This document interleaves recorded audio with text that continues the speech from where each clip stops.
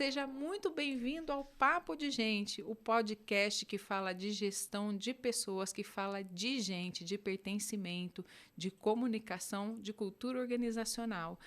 Para você que é a primeira vez que está por aqui, esse canal é novo, gente. A gente está no nosso segundo episódio. O meu nome é André Espírito Santo. Eu sou a host desse programa e eu espero que você tenha experiências muito bacanas ao ouvir todo o conteúdo que a gente tem aqui para apresentar para vocês. Nós vamos trazer cases nessa área de comunicação organizacional, de cultura organizacional, diversidade e inclusão, ESG, tudo aquilo que envolve a gestão de pessoas no mundo corporativo. Então, seja bem-vindo, é uma alegria ter você aqui com a gente, espero que vocês aproveitem muito. E nesse segundo episódio do nosso Papo de Gente, eu queria trazer para vocês uma pessoa muito bacana, que eu conheci recentemente, a Janaína Ghiotti. Ela é CEO e cofundadora do Odona. A Odona é uma plataforma de onboarding, de diversidade e inclusão. Então, ela apoia empresas no seu onboarding daquelas pessoas que estão vindo por processos de inclusão. É isso, né, Jana? Quase isso. Quase isso. Ela vai explicar melhor. Mas a gente convidou a Jana, vou chamar ela pelo nome, Jana. Convidei a Jana para bater esse papo com a gente, porque ela trouxe um desafio aqui. A Jana vai tratar do assunto justamente de como gerenciar as pessoas que estão recebendo pessoas que vêm aí de processos de contratação, que estão dentro de programas de diversidade e inclusão. Então, Jana, não quero demorar muito nas apresentações, quero que você se apresente. Como foi que... Eu quero que você fale um pouquinho de você, né? E quero que você fale também um pouco dessa sua ideia de fazer um onboarding, e que se diga de passagem, gente, não é o onboarding da pessoa que está entrando, é de quem já está na empresa. De todos os colaboradores. Né? Vamos lá, Jana, seja muito bem-vinda, viu? Obrigada pela sua presença. Obrigada, pessoal, obrigada mesmo, é uma honra para mim estar aqui ainda no segundo episódio, começando esse canal maravilhoso, espero que renda muitos frutos. Muito obrigada. Muito obrigada pelo convite, estou muito feliz. Bom, vou me apresentar, meu nome é Janaína, eu sou fundadora da Odona. A Odona ela começou em 2019 a partir de uma iniciativa minha, porque eu sempre tive uma preocupação muito grande com diversidade, porque eu faço parte de alguns dos recortes sociais mesmo que as empresas acabam olhando. Eu sou uma mulher de origem periférica, eu sou a única pessoa da minha família que se formou no ensino médio. Eu só consegui me graduar no ensino superior aos 35 anos e, além de tudo, eu sou lésbica. Então, algumas dores que as pessoas que pertencem a grupos socialmente minorizados sentem, eu senti na pele. E a minha carreira ela passou por diversas atribulações. Então, eu sempre pensei, o que eu posso fazer com o meu conhecimento para ajudar que pessoas com recortes semelhantes consigam ter uma ascensão na carreira maior e que a gente pare de lidar com tanto preconceito, porque, no fundo... É isso, né? A única coisa que a gente quer é respeito por sermos quem somos. Então, não precisamos de afeição nesse sentido. A gente só precisa ter o direito de existir. Uhum. E isso acontece com diversos outros grupos subrepresentados. Então, não só com a população LGBTQIAP+, mas PCDs têm uma dificuldade muito grande em conseguir carreira, né? Pessoas que estão acima de 50 anos, né, geracionais, mulheres, de uma forma geral, mulheres grávidas ainda mais, né, que desejam ter filhos ainda mais. Então, a gente tem uma gama gigantesca de pessoas para atender. Os profissionais, pessoas negras que acabam recebendo um salário menor e têm muito menos oportunidade de educação do que uma pessoa branca, cis, enfim. Então, são pessoas que precisam de ajuda nesse primeiro momento para que a gente possa falar de igualdade daqui a pouco, para que a gente possa, de fato, falar sobre meritocracia, que é algo que as empresas tocam muito no ponto, mas que não existe na prática, né? A gente não teve os mesmos direitos. Então, como que a gente pode falar de meritocracia se um homem branco, cis, hétero, teve uma ascensão de carreira, teve muito mais oportunidades para conseguir chegar naquele momento do que alguém que faça parte de algum grupo subrepresentado? Então, a Odona surgiu dessa necessidade. No início, nós éramos um hub de freelancers voltado para mulheres nas áreas de comunicação e tecnologia e design. Mas com o tempo a gente foi percebendo que esse negócio não era sustentável. Ele não era sustentável porque o freela é uma coisa muito esporádica. Às vezes a gente tem freela demais e não tem gente suficiente para atender. E às vezes a gente não tem nenhum freela e como que a gente vai ajudar essa mulher a ter a sua renda? Então, a gente passou a olhar para alguns outros dados de mercado, outros recortes que a gente poderia atender de uma forma mais abrangente. Então, a partir de algumas pesquisas, né, e tipo coisas que a gente vivenciou mesmo, a parte de contratação de um profissional diverso é difícil sim, mas é a parte mais fácil do processo. A parte mais difícil está na inclusão desse profissional dentro das companhias. Então, como que os outros colaboradores vão se portar, como que eles vão tratar aquele profissional que está chegando, como que a liderança vai lidar com esse profissional. Tem muito medo hoje em dia das companhias de sofrerem algum cancelamento. Então, eles às vezes preferem não contratar alguém que faça parte de um grupo subrepresentado, porque pode ser que essa pessoa sofra algum assédio, enfim, por algum colaborador e faça alguma reclamação nas redes sociais. Sim. E isso repercute. A reputação da empresa fica bastante comprometida, né? Exato. E existe também o medo, né? Por exemplo, eu estou lidando com uma pessoa não binária. Como que eu vou me pronunciar? Quais que são esses pronomes? Eu não consigo ainda falar sobre isso. E eu tenho medo de perguntar para essa pessoa e ofender. Então, a criação do onboarding, ela veio muito nesse sentido, de resolver essas dores para que a gente perca esse medo do cancelamento, né? Sim. Com informação. Porque, para mim, todo preconceito, qualquer preconceito, ele se origina da falta de informação. Quando a gente traz algum dado sobre o assunto, quando a gente mostra para as pessoas o que cada coisinha, o que cada letrinha da sigla LGBTQIAPN+, significa, isso começa a ficar mais internalizado e a gente passa a tratar isso não só no ambiente corporativo, mas levar isso para fora, para o meu âmbito familiar, para os meus amigos. E essa é a intenção do onboarding. Essa plataforma ela é destinada para todos os colaboradores da companhia. A gente entende que as companhias que estão, de fato, preocupadas com diversidade e querem construir uma cultura inclusiva, elas têm dificuldade de construir um letramento adequado, porque é difícil mesmo. A gente tem que ter pesquisador adequado para ir atrás desses dados.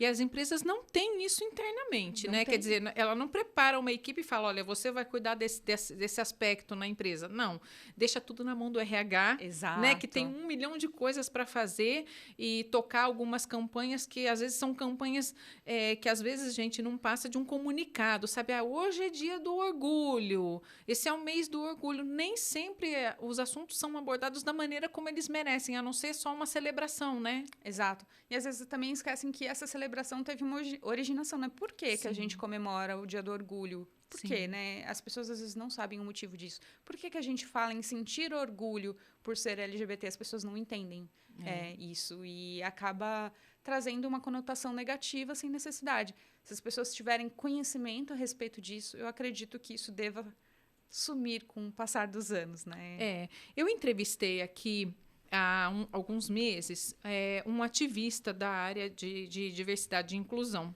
Ele comentou comigo uma coisa que essa frase nunca saiu da minha cabeça. O dia que a gente não precisar mais falar de diversidade e inclusão, a gente vai criar outras coisas. E no caso, como ele é um profissional da área de automação, ele falou assim, quando a gente não precisar mais falar de diversidade e inclusão, a gente vai criar mais automação, vamos criar mais soluções para o mercado, em tecnologia e tal. E aquilo nunca saiu da minha cabeça. Eu falei, é mesmo. Porque enquanto a gente estiver precisando digerir, educar as pessoas, né? Porque as crianças, quando a gente vê lá... Ontem a minha entrevistada falou do pessoal do Monteiro Lobato, né? O Sítio do Pica-Pau Amarelo. Lá você vê uma série de personagens, todos ali juntos, e as crianças, ninguém ali daquele núcleo tem preconceito. né? Ali tá todo mundo junto. Tem os bichos, tem as pessoas pretas, tem as pessoas de idade, tem as crianças, tem todo mundo coexistindo. Isso é uma falta de educação, Jana, quer dizer, que a gente traz assim com a gente, como a gente não convive ou não recebeu educação em casa. Então, parte dessa limitação que cada um de nós carrega, e eu digo cada um de nós, porque eu também me incluo Sim. nessa, sabe? Até eu. Isso é parte daquilo que a gente não recebeu educação em casa? Eu acredito que sim, não só a educação em casa, mas existem os vieses inconscientes que a gente carrega desde que o homem é Neandertal. Então, a gente primeiro precisa admitir que todos nós, sem exceção, temos diversos vieses. E depois que a gente toma conhecimento desses vieses, a gente é capaz de romper. Então, quando a gente vivia nas cavernas, por exemplo, a gente assimilava algumas informações para autoproteção. Então, se eu estou na mata caçando algum bicho para prover alimento para minha família e alguém chega perto de mim ou alguém de alguma outra tribo que tem uma estatura maior ou, enfim, tem alguém mais muito força diferente de mim, né? Essa pessoa me causa medo. Então, logo, eu associo no meu cérebro que aquela pessoa não é boa. Então, a gente vai carregando isso para a construção da nossa própria autoproteção. Isso acontece desde que somos gente, né, basicamente. Só que hoje em dia, principalmente em um ambiente corporativo, a gente não tem esses motivos para continuar seguindo com esses vieses. Então, a gente precisa rompê-los. Existem diversos vieses que a gente pode falar. E aí eu vou citar alguns, né? Por exemplo, a gente tem o efeito halo e o efeito chifre. Eles são antagonistas. O efeito halo é quando a gente endeusa alguma coisa em favor da sua característica física ou da sua forma de se portar. Então, por exemplo, se eu vejo na rua uma mulher branca, dos olhos claros, com cabelo loiro e tal, automaticamente a minha cabeça já cria aquele padrão de que aquela pessoa é angelical. Então, eu já crio na minha cabeça que ela é uma pessoa excelente. E o oposto acontece também. Então, falando sobre religiões, principalmente. Aqui a gente tem a péssima mania de demonizar religiões de matrizes africanas. Justamente porque foram criados na nossa cabeça diversos signos, né, da publicidade mesmo, que fazem com que a gente ache que determinada coisa é ruim. Por exemplo, o toque do tambor pode ser muito agressivo, ou algumas figuras mesmo como aquele tridente, garfo, né? um tridente, porque lá na Idade Média isso foi associado a um demônio. Então, hoje eu trago isso para a minha vida e acabo trazendo uma conotação negativa para uma coisa que é super positiva. E nós vivemos em um estado laico e todo mundo tem o direito de ter a religião que quiser e ser respeitado por isso. Então, existem esses vieses que a gente precisa romper e justamente a população negra é quem acaba sofrendo mais com isso. Tem um caso que aconteceu no começo desse ano, ou foi no ano passado, que foi de um menino que entrou numa escola do Sul e matou algumas crianças numa creche. Ah, sim, eu acho que foi esse ano mesmo, Foi viu? esse ano. Eu me lembro muito bem da matéria do Estadão, e aí eu não sei se eu posso citar. Pode, por favor, fique à vontade. A capa da matéria do Estadão, para falar sobre isso, era a mão de uma pessoa negra segurando uma arma. E quem cometeu esse crime era um menino branco Isso com pais neonazistas. Eu me lembro disso. Falei assim, mas ele não era branco? Exato. Então, a mídia, ela coloca ali na nossa cabeça que pessoas negras são perigosas. Então, os nossos vieses, eles são reforçados o tempo todo. Então, por isso a gente precisa ficar de olho em algumas coisinhas que acontecem. Embora a gente ouça muito aí que a gente faz muito mimimi, é super importante. Eu acho que você falou uma coisa no início da nossa conversa que retrata bem isso.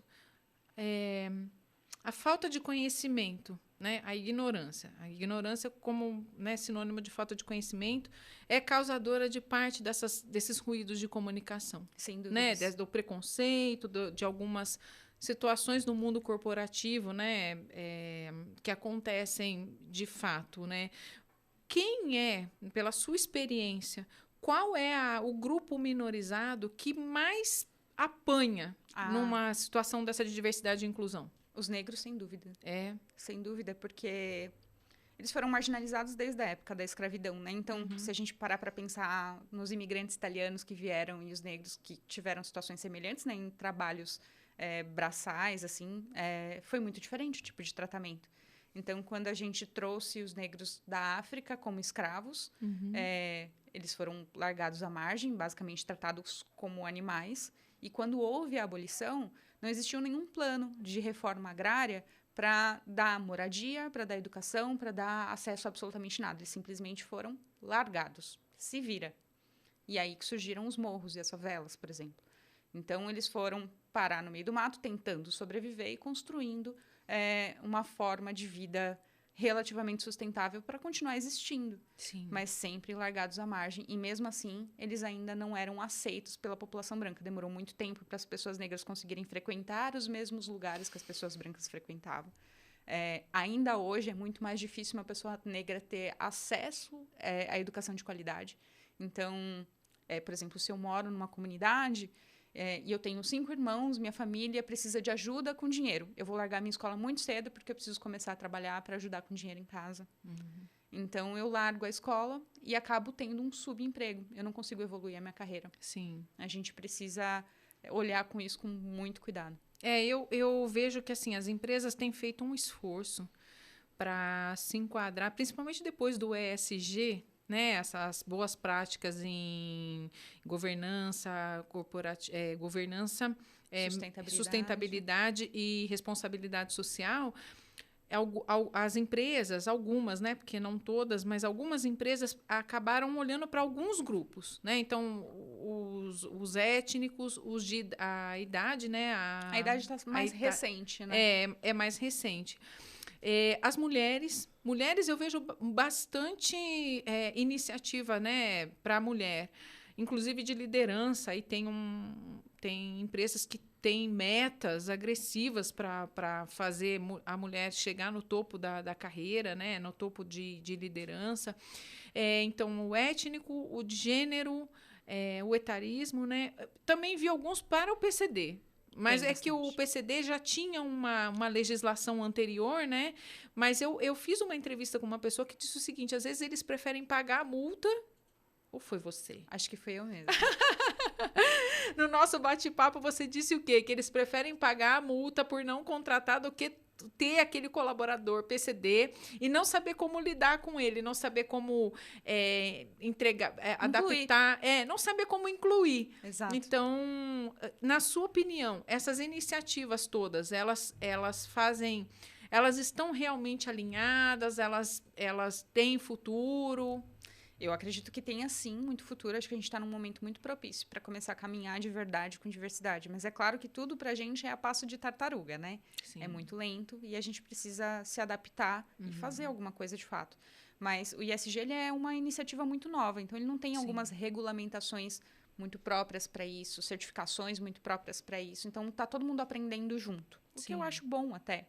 E eu espero que daqui a alguns anos as coisas evoluam bastante. E eu realmente acredito que isso já acontece com algumas empresas, que empresas que não seguirem padrões do ISG, por exemplo, vão acabar perdendo grandes fontes de negócio. Elas vão ser excluídas por um possível fornecedor, por um investidor, por clientes, porque eu vou estar cada vez mais preocupada se essa empresa está seguindo as boas práticas para tornar o mundo melhor. Mas sim, a gente tem algumas legislações, principalmente no caso do PCD, eu já ouvi de muitas empresas, não foi uma só, que eles às vezes preferem sim pagar uma multa, e uma multa bem alta, diga-se de passagem, do que trazer uma pessoa com deficiência para trabalhar no seu quadro colaborativo e não conseguir incluir, não saber o que fazer com ela. E às vezes acontece também da empresa contratar um profissional com deficiência e deixar ele como um peso de papel. Eu não capacito essa pessoa adequadamente e ela fica ali só para cumprir a cota. Isso também é bastante perigoso, porque isso acaba pesando para aquele colaborador, Exato, né? porque ele quer ser uma pessoa produtiva na sociedade, ele é uma pessoa produtiva, ele precisa de oportunidade apenas. Às vezes a forma de ensino pode ser um pouquinho diferente, mas ele vai aprender como qualquer outra pessoa. Mas do seu ponto de vista profissional também, já que você você tem uma consultoria que especificamente trata do onboarding pelo lado de quem já está na empresa. Como é que está essa iniciativa? As empresas têm buscado isso? As empresas ainda estão fazendo esse processo de inclusão, mas não estão olhando para quem já está lá dentro? Como é que está isso? Nós somos a primeira plataforma nesse segmento no Brasil.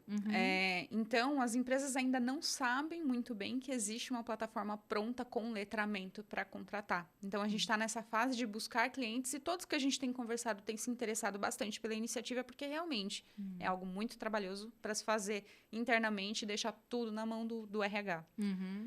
O que acontece hoje na maior parte das empresas que querem se tornar inclusivas é que elas pesquisam externamente e geralmente a gente traz para dentro de casa algo que a gente está copiando dos Estados Unidos, que começou essa iniciativa, por exemplo.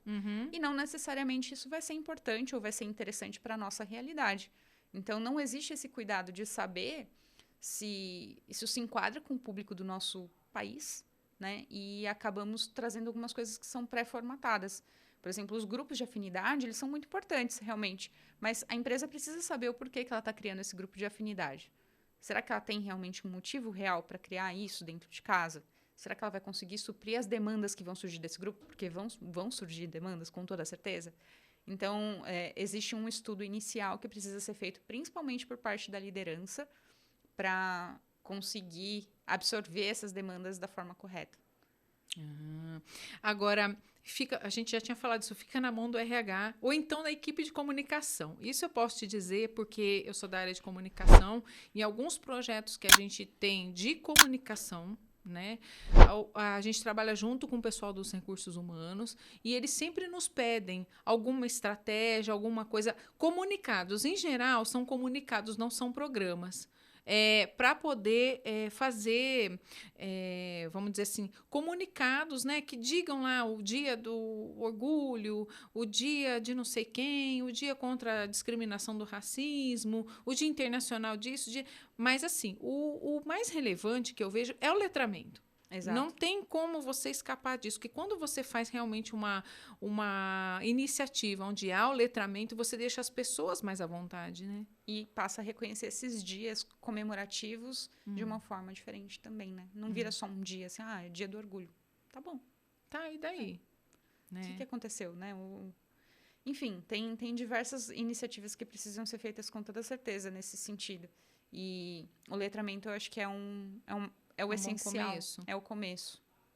E aí você diria, o letramento é importante para toda a empresa, não é só para um grupo. Eu acho que cultura sempre vem de cima, sempre é algo top-down. Então, de diretoria para baixo. Quem vai estabelecer a cultura da empresa vai ser sempre a diretoria. Então, ela precisa começar de algum ponto. Ela que permeia, né? Ela entende e depois ela vai cascateando isso. Exato. Então, acredito sim que a consultoria, aliás, a diretoria ou a liderança, de uma forma geral, precisa entender melhor sobre diversidade e aí poder se comunicar direito com seus colaboradores. Eu já ouvi de uma empresa que a gente estava conversando, que era uma empresa super antiga, e os líderes dessa empresa, eles eram bem idosos até. Então, eram homens brancos, cis, com mais de 60 anos. Eles não têm essa visão de Não tem esse diversidade. Despertamento ainda, né? Porque não é da geração deles, né? Isso é uma coisa muito nova. Se a gente for parar para pensar, a gente precisa ter um pouco de paciência, entre aspas, para poder educar essas pessoas dentro do contexto de diversidade. E eles falavam que eles tinham muito receio de contratar um profissional diverso, essa liderança, né? Tinha muito receio de contratar um profissional diverso, porque eles tinham profissionais que trabalhavam com eles durante anos e eles tinham medo de trazer uma pessoa LGBT, por exemplo, e causar um mal-estar naquele profissional e perder aquele talento. Então, para reter aquele talento que está comigo há muitos anos, eu prefiro não mexer nesse vespeiro. Olha só, hein?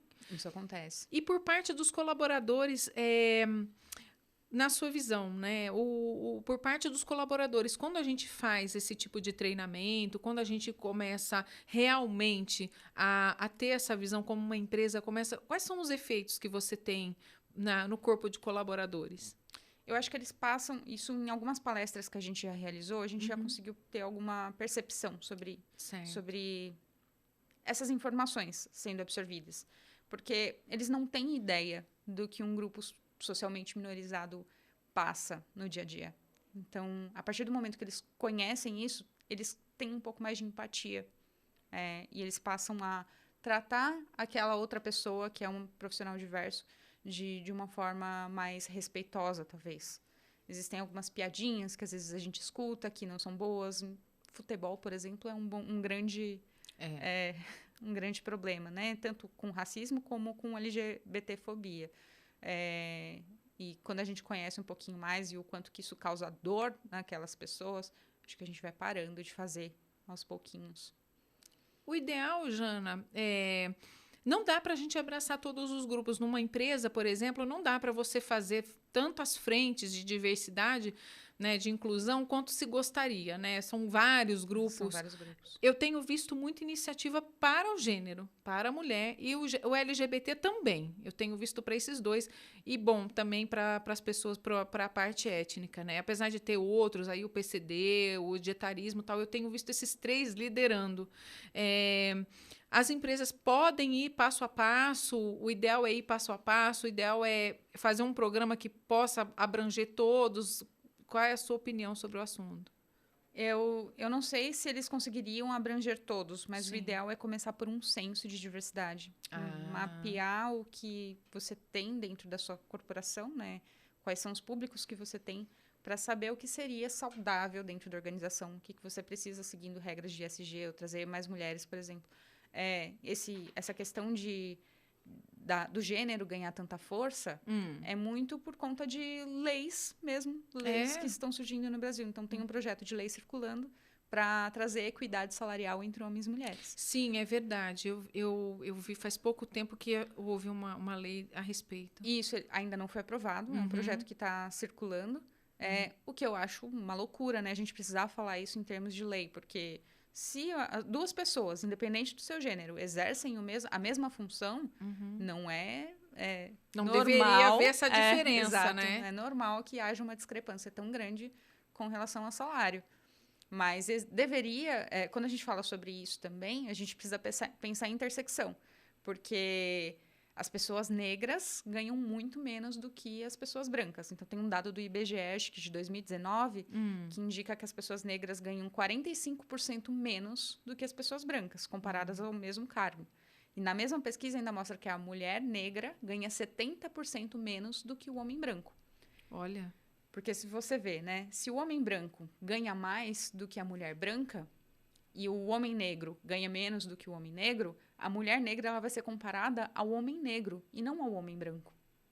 Verdade. Então, ela acaba recebendo muito menos para cumprir exatamente com a mesma função.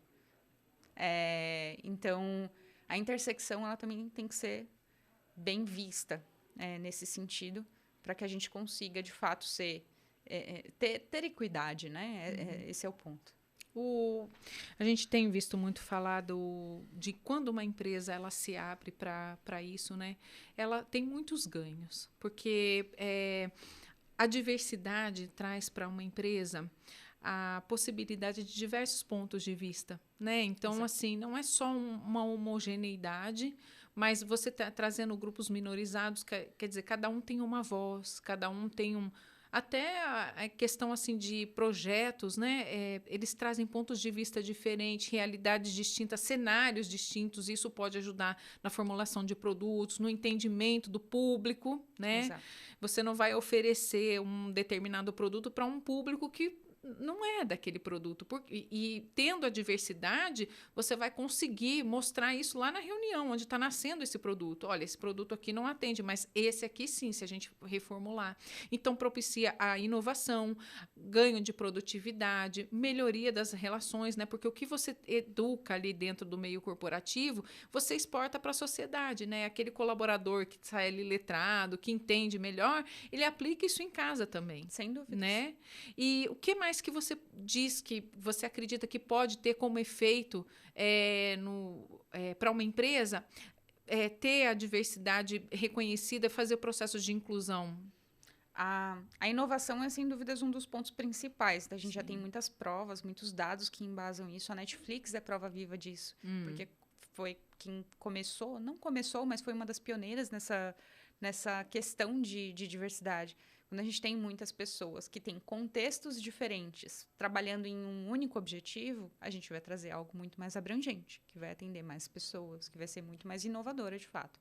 Mas tem um outro ponto muito importante com a questão da diversidade, é que a redução do turnover é genuína, é bem exponencial. Ah, é? E o turnover, ele é um dos maiores gastos que o RH tem hoje em dia na sua folha, né? Porque demitir um funcionário custa muito caro. Sim. Quando o funcionário pede demissão também, porque tem que pagar diversos encargos, né? e impostos. Mas não só isso, né? Quando você inclui um colaborador, quando você coloca para dentro, você treina, você passa, né? Desenvolve ele. E aí se tiver um turnover alto, você investe nele e depois você perde ele também. Exatamente. E quando o profissional diverso ele está se sentindo seguro em uma organização, dificilmente ele vai querer mudar de empresa. Porque ele prefere estar num ambiente onde ele tenha boas relações, que ele está seguro de fato, que ele não vai sofrer nenhuma rechaçação, do que partir para uma nova empresa, mesmo que pague um pouquinho mais até, e sofrer todo tipo de abuso.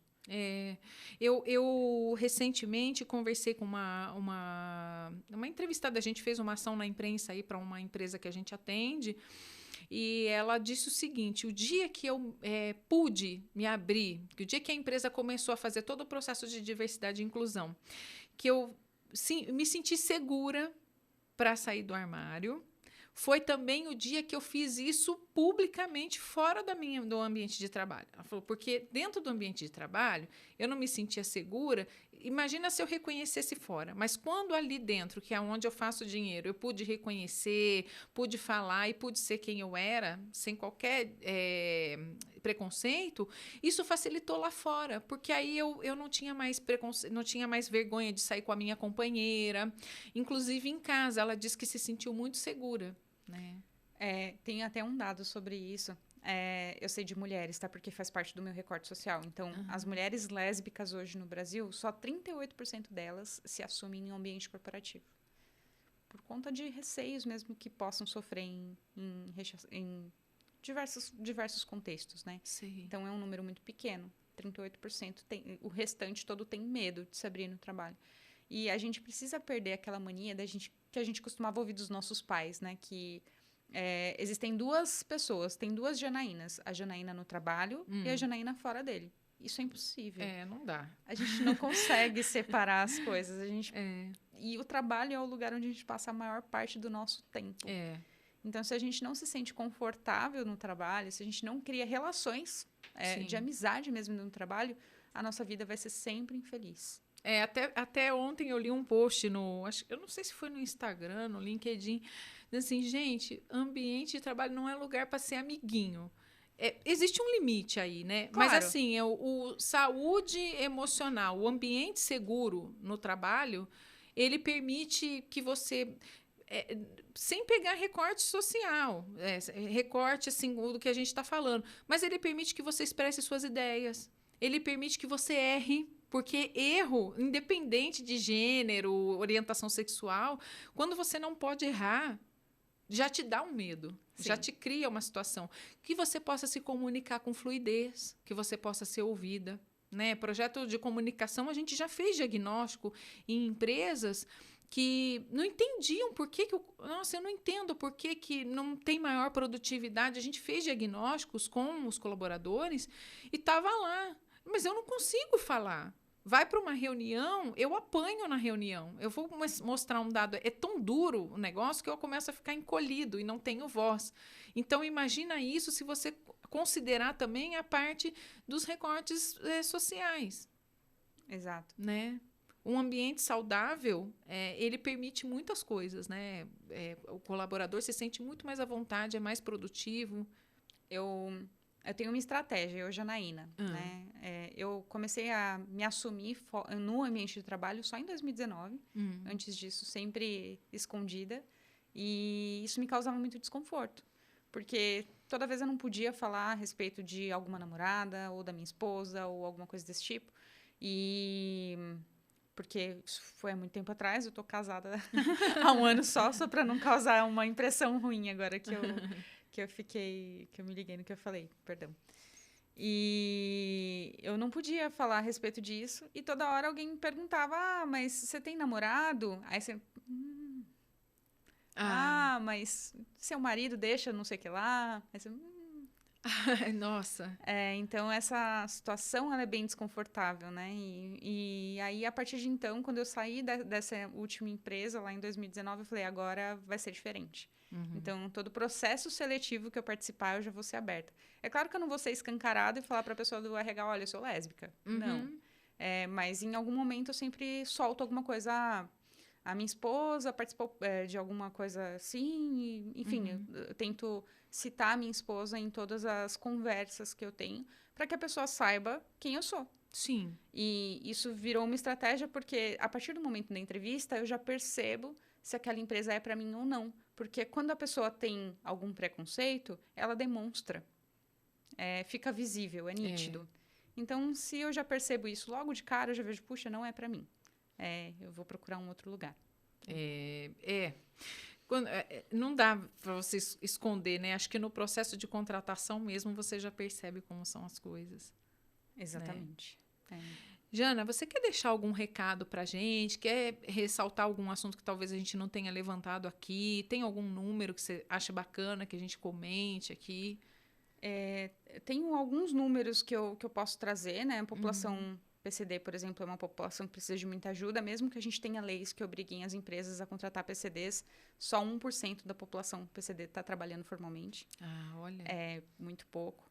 Quando a gente fala de salário, eu já falei, né, que a população negra ganha muito menos do que a população branca.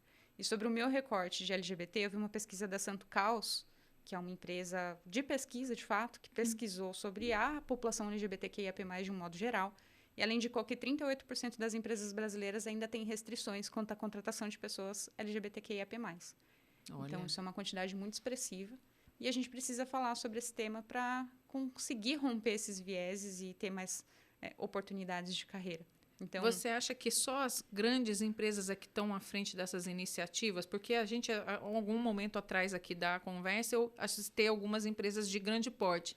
E as empresas pequenas e de médio porte, será que esses números tão alarmantes não estão estratificados justamente nesse perfil de empresa? Pode ser que sim, mas pode ser também que a empresa de grande porte seja inclusiva só na fachada. Então, durante o mês do orgulho, vou fazer aqui uma campanha para todo mundo achar que eu sou inclusiva.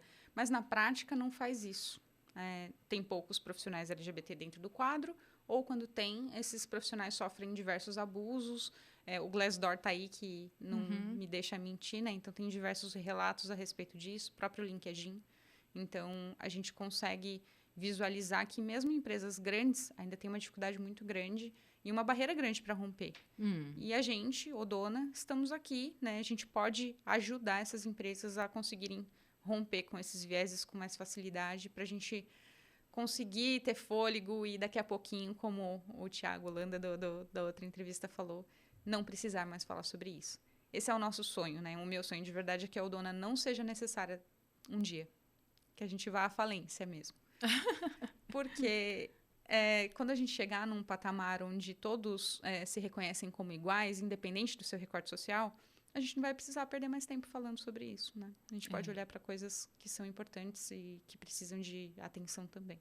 É verdade, Jana. Eu queria agradecer muitíssimo a sua participação aqui, foi muito esclarecedora, ajudou a gente a dar uma olhada sobre esse assunto de uma maneira mais proativa do que só comemorativa, né? Eu acho que tem algumas iniciativas, eu trabalho na parte de comunicação, eu sei que algumas empresas não têm uma estratégia muito firme a respeito. Algumas se dedicam, sim, mas outras têm mais pelo viés de vamos ser comemorativos, né? Só, essa é a data, tal, mas não fazem a coisa muito profissional, né? Então requer aí maturidade do administrador, requer maturidade no nível de entender o seguinte, não é tudo no RH, você pode ter uma coisa mais completa, mais firme, que te dê uma posição melhor aí, que você consiga fazer a inclusão de uma maneira mais assertiva e ganhar com isso também. Sem dúvidas. Né? Sem dúvidas, isso é um ponto bem importante. Diversidade é muito rentável. Então, vamos aprender a trabalhar com isso, porque, no fim, o que as empresas querem é dinheiro, né? Nós vivemos em um mundo capitalista, então a gente tem que olhar para o capital também. É isso aí, minha querida. Muito obrigada, então, pela sua participação. Espero vê-la em breve aqui, tratando de outros assuntos também. Mas o nosso microfone fica à sua disposição para você voltar sempre. Eu que agradeço pelo convite. Foi um prazer enorme bater esse papo com vocês. Espero que todos gostem, se sentirem confortável. Qualquer dúvida a respeito do tema, podem me procurar, por favor, no nosso site, no meu LinkedIn. Estou super aberta. Eu vou deixar aqui, gente, na legenda depois, vou deixar o LinkedIn da Janaína. E assim, procurem ver realmente o conteúdo que ela traz. Procurem ela lá no LinkedIn, que ela tem, além do conteúdo, ela pode auxiliar vocês nessa história, né? Ela pode auxiliar vocês nessa estratégia de diversidade e inclusão. E é um assunto que a gente precisa muito discutir mesmo. Se a gente quer evoluir nas nossas estratégias de gestão de pessoas, a gente não pode ignorar tratar esse assunto de uma forma mais profissional. Além de comunicados, além de campanhazinhas. Não, a gente tem que tratar isso de uma maneira muito séria para que isso se acelere, né? Para que isso se acelere. Para você que está aqui pela primeira vez, o Papo de Gente acabou de começar. Nós estamos no nosso segundo episódio. A Jana deu o prazer aqui de estar aqui com a gente. Se inscreve aqui no canal, segue a gente que a gente vai trazer cases, a gente vai trazer mais gente para falar de gente, para ensinar como é que se trata a gente. Então, até a próxima.